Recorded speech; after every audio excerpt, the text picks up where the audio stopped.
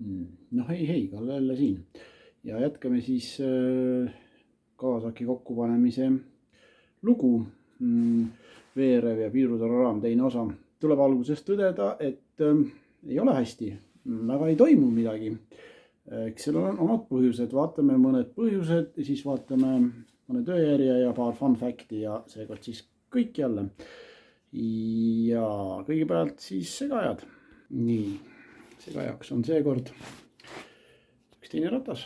Talv on meil küll, 19. jaanuar. Sooja on küll 4-5 kraadi vist, aga talvel ikkagi saab veel sõidetud. Ja siis nimelt siis talveratta taga Mart minestas ära. Nael on veel järgi. Ja nii kui selle alla saab jälle edasi minna sinna. Niisiis, mis me eelmine kord vaatasime, oli küsimus, kas see asi töötab. Jah, ta töötab. Surve on olemas, läbi ei vaju, aga siin on üks probleem meil kohe. Värvi ja usin on sellega seest ära värvinud kruntvärviga, siis on küll värvimise pooleli jätnud. Ma kardan, et see kruntvärv pikemas vinnas ei kannata pidurivedelikku. Esialgu ma jätan selle niimoodi, sest selle mahavõtmine on üsna suur töö. Vaatame, mis nagu tulevik toob, kui hästi see asi tööle hakkab ja võib-olla peab seda hiljem tegema. Igal juhul see on väikene rumal koht, ütleme nii. Aga vaatame edasi. No ega siin polegi midagi väga edasi. Need asjad nüüd lähevad varsti kokku järgmiseks siin. Aga ennem tuleb muidugi rattad kuskilt üles leida ja alla panna sellele raamile. Nii, ja nendega on meil siin siis ka natuke tööd, tagumisega vähem. Esimesel vahetan rattalaagrid ära, vaatan selle välje värvi natuke üle. Siis lähevad pidurikettad külged tagasi ja lähevad nad alla. Siis saab hakata selle asjaga nagu edasi minema. Nii, väike fun fact ka nagu lubatud. Ehk siis mõned asjad, mille järgi sa tead, et see mootorratas on väga vana.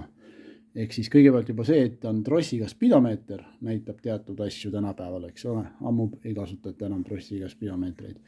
Aga kui trossiga spidomeetrid ajab ringi metallist tigu, mitte plastikust, nagu seda on juba väga kaua tehtud, siis see on üks väga kindel märk, et mootorratas on päris vana.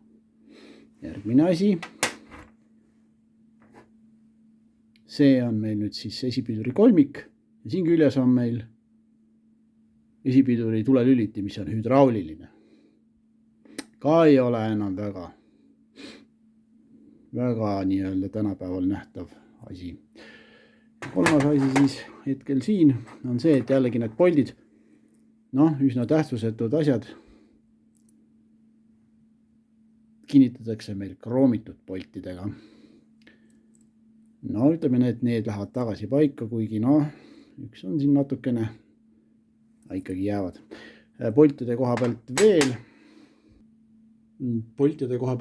veel jah, siis nii palju, et on ikkagi selgunud, et neid on natuke puudu. Ilusaid, need on kasutuskõlblik, ütleme nii. Ja niisiis, ühesõnaga. Nüüd on need 2 polti siia paika pandud.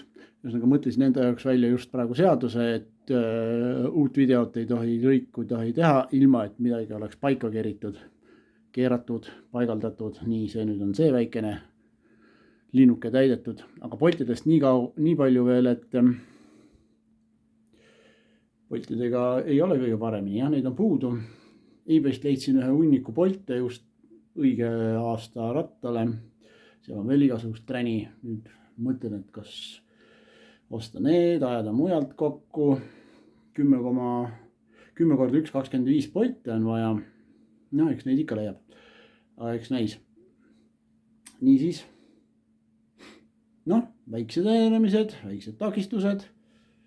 Aga siht on olemas. Vaatame, mis siis järgmine kord. Loodame ikkagi juba rohkem edenemist näidata, nii et järgmise korrani.